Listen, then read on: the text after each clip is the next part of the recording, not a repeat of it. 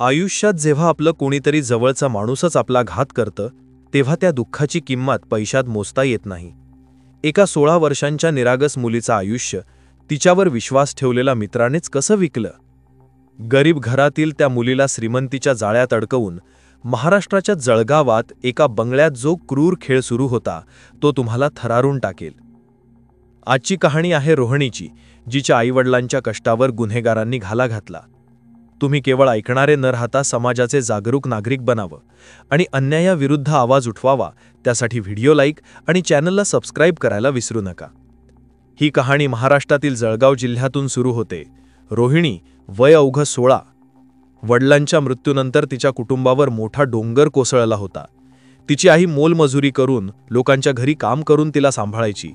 रोहिणीचं आयुष्य संघर्षमय होतं आणि याच परिस्थितीचा फायदा तिच्याच एका फसवेगिरी करणाऱ्या मित्राने घेतला. तुकुमवाडी परिसरात राहणाऱ्या तिच्या या मित्राने तिला मोठ्या गुन्हेगारी टोळीच्या जाळ्यात अडकवले. या टोळीला चालवत होते सरला सतीश पाटील आणि सतीश सुभाष पाटील नावाचं एक जोडपं. कोल्हे हिल्सवरील त्यांच्या आलिशान बंगल्यात रोहिणीला नेण्यात आले. इथे तिच्यावर जे अत्याचार झाले ते ऐकून मन सुन्न होते.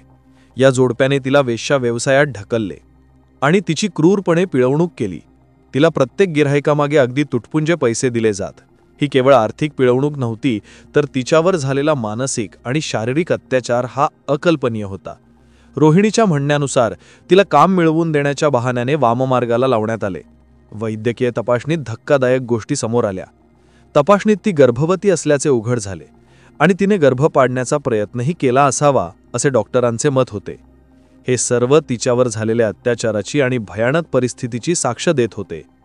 रोहिणीने धाडस करून जेव्हा पोलिसांना तिचे स्टेटमेंट दिले, तेव्हा रमानंद नगर पोलीस ठाण्यात त्वरित FIR दाखल करण्यात आला. तिच्या साहसाने आणि पोलिसांनी केलेल्या तपासामुळे त्या मुख्य आरोपींना अटक करण्यात यश आलं.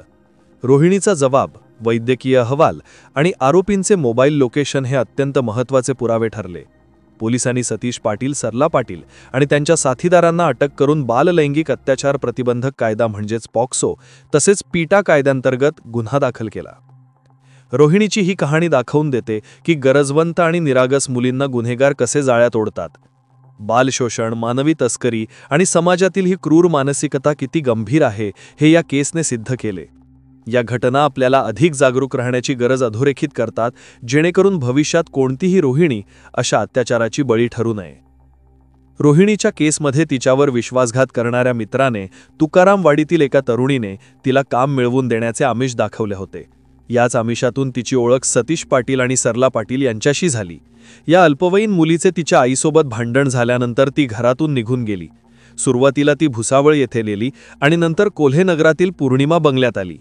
पोलिसांनी तिच्या शोधात तिथे धाव घेतली तेव्हा ती आढळली, परंतु तिने आईसोबत जाण्यास नकार दिल्याने तिला बालसुधारगृह आणि नंतर शासकीय आशादीप वसतिगृहात दाखल करण्यात आले. तिथेच तिची प्रकृती खालावल्यामुळे वैद्यकीय तपासणीत तिच्यावर झालेल्या अत्याचाराचे गंभीर स्वरूप समोर आले. जळगाव पोलिसांनी या संपूर्ण टोळीच्या विरोधात कठोर कारवाई करून मानवतेवरचा हा घाला थांबवला.